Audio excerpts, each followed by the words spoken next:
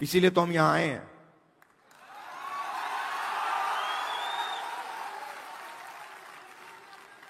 तो तकरीबन 90% दलित, आदिवासी, पिछड़े वर्ग के लोग माइनॉरिटी हैं।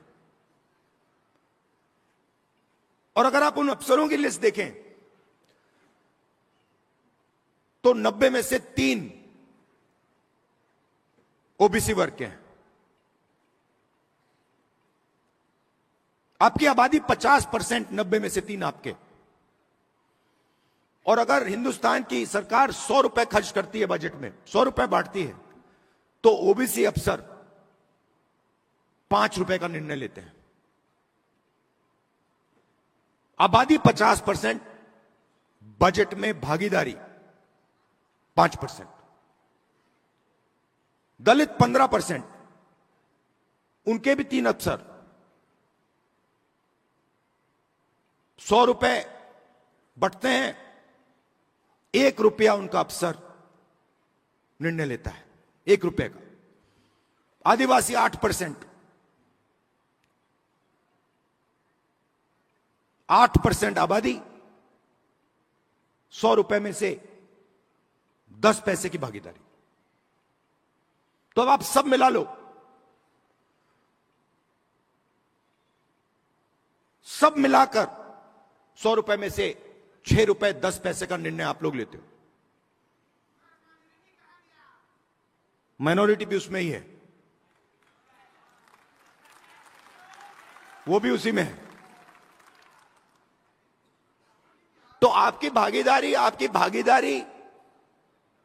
6%, 7%, 8%, आपकी आबादी 90%। प्राइवेट सेक्टर में पूरा का पूरा धन 200 लोगों को जा रहा है, उसमें आपका एक आदमी नहीं। एम्स के सामने आपके लोग मर रहे हैं, मगर प्राइवेट अस्पतालों के मालिक की लिस्ट निकालिए, आपका एक आदमी नहीं उसमें। आपके बच्चे लाखों रुपए देते हैं प्राइवेट एजुकेशन इंस्टीट्यूशंस में पढ़ने के लिए, उनकी मालिकों की लिस्ट निकालिए, आपका एक आदमी नहीं उसमें। जीएसटी कौन देता है? आप देते हो। बजट में पैसा कहां से आता है? आसमान से थोड़ी टपकता है। बजट में पैसा, जीएसटी का पैसा आता है, जीएसटी का पैसा आप देते हो। जितना पैसा अगर अदानी शर्ट खरीदेगा, यही शर्ट जो आपने पहन रखी है, अगर वो यही शर्ट खरीदेगा, जितना टैक्स आप दोगे उतना टैक्स वो देगा।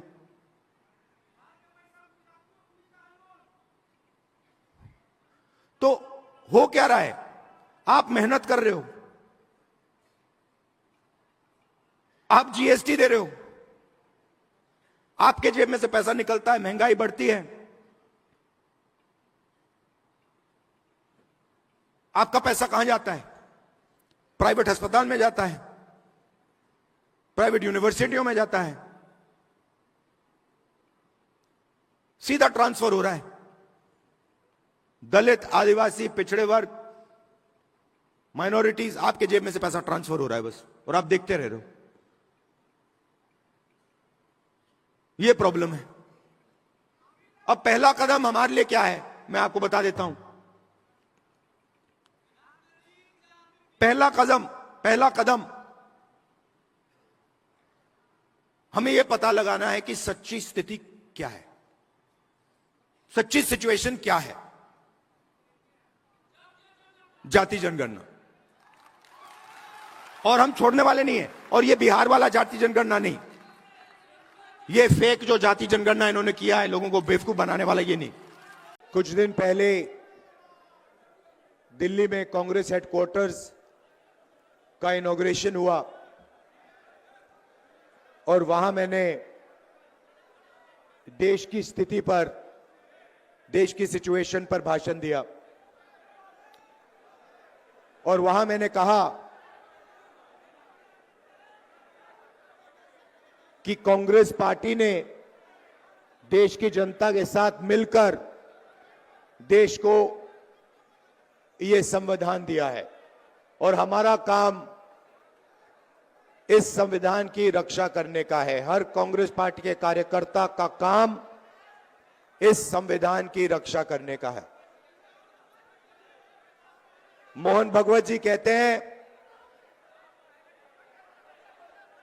कि जब ये कॉन्स्टिट्यूशन बना था तब हिंदुस्तान को आजादी नहीं मिली थी, हिंदुस्तान को उसके बाद आजादी मिली है। इसका मतलब मोहन भगवत खुलकर कह रहे हैं कि मैं संविधान को एक्सेप्ट नहीं करता हूं और मैं संविधान के खिलाफ हूं, क्योंकि अगर वो आजादी को मानने के लिए तैयार नहीं है तो इसका मतलब है कि वो संविधान को नहीं मानते हैं। और कोने कोने में बीजेपी आरएसएस के लोग संविधान को खत्म करने में लगे हैं, हिंदुस्तान की गरीब जनता को कुचलने में लगे हुए हैं। देश का पूरा धन 20-25 अरबपतियों के हाथ जा रहा है। बिहार को देश की लेबर फैक्ट्री बना दी है। आप मेहनत करते हो, आप काम करते हो, आप जीएसटी देते हो, आप अपना खून पसीना देते हो और पूरा का पूरा धन, पूरा का पूरा फायदा 20-25 अरबपतियों के हाथ नरेंद्र मोदी कर देता है। संविधान की रक्षा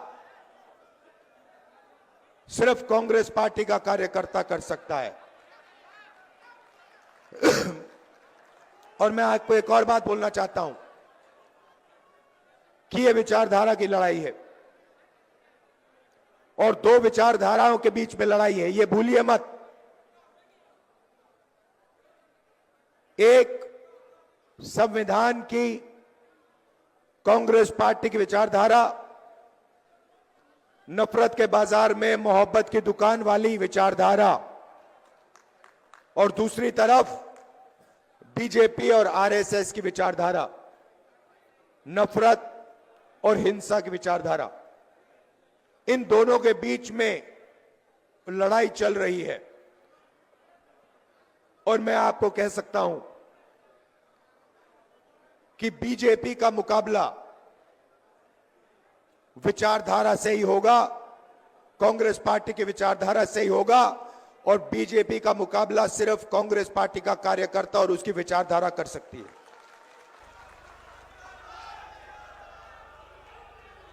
मैंने अपने भाषण में महाराष्ट्र के बारे में बोला। इलेक्शन कमीशन से हम आंकड़े चाहते हैं। महाराष्ट्र में लोकसभा में और विधानसभा में 1 करोड़ वोटर का फर्क है। 1 करोड़ लोगों ने विधानसभा में वोट दिया और लोकसभा में वोट नहीं दिया था। हम जानना चाहते हैं, इलेक्शन कमीशन से जानना चाहते हैं कौन लोग हैं, और हमने इलेक्शन कमीशन से कहा है कि आप हमें लोकसभा की महाराष्ट्र की वोटर लिस्ट दीजिए और विधानसभा की वोटर लिस्ट दीजिए, और इलेक्शन कमीशन हमें वोटर लिस्ट देने को तैयार नहीं है। यह देश के सामने सच्चाई है। अगला चुनाव बिहार में है और यहां पे यह क्रांतिकारी प्रदेश है। देश में जब भी बदलाव आता है यहां बिहार से आता है, आप लोग करवाते हो। और इसीलिए कांग्रेस पार्टी को, इंडिया गठबंधन को एक साथ मिलकर बिहार में बीजेपी और आरएसएस को हराना है। यह विचारधारा की लड़ाई है। आप सबको तैयार हो जाना चाहिए। आप बब्बर शेर हो कांग्रेस पार्टी के, बब्बर शेर हो, टाइगर हो, आप तैयार हो जाओ। बीजेपी और आरएसएस की विचारधारा को बिहार में हमें हराना है। इंडिया गठबंधन के साथ खड़े होकर बिहार में हम इसको हराएंगे।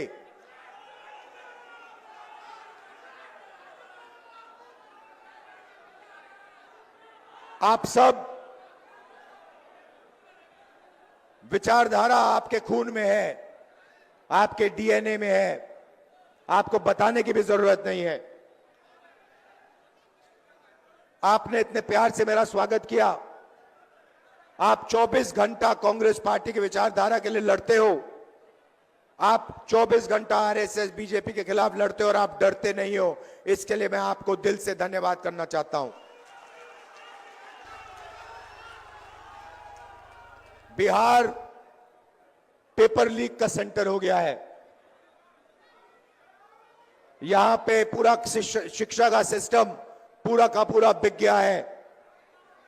बिहार में युवाओं को रोजगार नहीं मिल सकता। बिहार में महंगाई बढ़ती जा रही है। गरीब लोग कुचले जा रहे हैं। इन लोगों के लिए कांग्रेस पार्टी को लड़ना है। किसानों के लिए, मजदूरों के लिए, गरीब लोगों के लिए, पिछड़ा वर्ग, दलित, इन लोगों के लिए लड़ना है। माइनॉरिटीज के लिए, सबके लिए लड़ना है। और यहां बीजेपी की विचारधारा को हराना है और कॉन्स्टिट्यूशन, संविधान की विचारधारा को जिताना है। आप सबका बहुत बहुत धन्यवाद, दिल से धन्यवाद। नमस्कार, जय हिंद।